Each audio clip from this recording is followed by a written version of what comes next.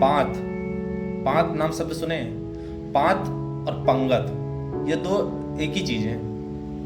इसको अक्सर हम देखा करते हैं किसी दैविक स्थल में, किसी भंडारे में, किसी आश्रम में, या ऐसे किसी जहाँ साधु संतों का जमावड़ा होता है, ऐसी जगह में हम इस चीज़ को ज़्यादा देखते हैं। बाकी आजकल की मॉडर्न सोसाइटी में जगह जगह आपको, या किसी भी फंक्शन वगैरह में आपको खाने के नाम पे आपको ज़्यादातर मोस्टली बफर सिस्टम ही मिलता है।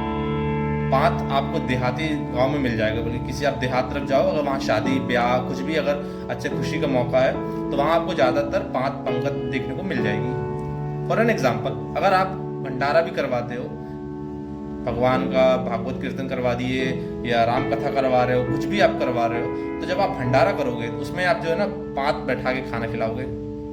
उसका भी एक रूल होता है। पात जो होता है उसमें जब भी आदमी खाना खाने बैठता है तो वो समूह में बैठता है, अकेले नहीं बैठता कि अपने घर में आप अकेले बैठो कि आपके सामने आपकी थाली आई, उठाए, खाना शुरू कर दिए, ऐसा नहीं है। पात में आप सोसाइटी के साथ बैठे हो, आपके अगल बगल तरह तरह के लोग होंगे, कुछ परिचित कुछ अपरिचित, तरह तरह के लोग होते हैं। तो पात में खाने का तरीका यही होता है कि जब तक साथ में बैठे हैं तो साथ में उठोगे भी। ये नहीं होता है कि आपका खाना हो गया और आप उठ के चल दिए, अपना हाथ धो लिए, उसी पत्तल में हाथ धो दिए, उसके बाद चले गए और वहीं छोड़ के चले गए पत्तल। उसका भी रूल होता है कि अगर पत्तल आपको दिया गया तो उस पत्तल को आप अपने साथ लेके जाओगे और डस्टबिन में डालोगे, और हाथ तभी धोगे वहाँ पे। पहली चीज़ तो वहाँ पे हाथ धोते नहीं है, और अगर आप हाथ धो रहे हो वहाँ पे तो हाथ तभी धोगे जब सबका खाना हो गया हो, सब साथ में हाथ धोएंगे। अगर आपका खाना पहले भी हो गया है तो आप वहाँ उन सबका वेट करोगे जब तक आपके आजू बाजू वाले का खाना पूरा ना हो गया हो, या अगल बगल वाले का खाना पूरा ना हो गया हो। इनफैक्ट अगर आपके सामने कोई व्यक्ति बैठा हुआ है तो आपको देखना पड़ेगा कि उसका खाना हुआ ही नहीं। अगर आपका भी हो गया है तो वो वेट करेगा और आपको भी वेट करना होगा। जब आप एक दूसरे को देख लो कि हाँ आपका खाना भी हो गया, सामने वाला व्यक्ति का भी खाना हो गया, तब आप दोनों उठो, साथ में उठो।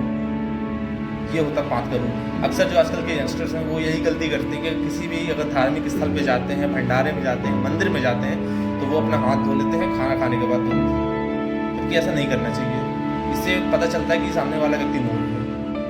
जो बड़े जो बुजुर्ग होते हैं वो तुरंत जज करते हैं ऐसी चीज़ों को, तुरंत जज कर लेंगे, तुरंत भाप लेते हैं कि यार ये व्यक्ति मूर्ख है, इसको कुछ नहीं आता सोसाइटी में कैसे खाना खाना चाहिए, कैसे धार्मिक स्थल दैविक स्थलों में खाना खाना चाहिए।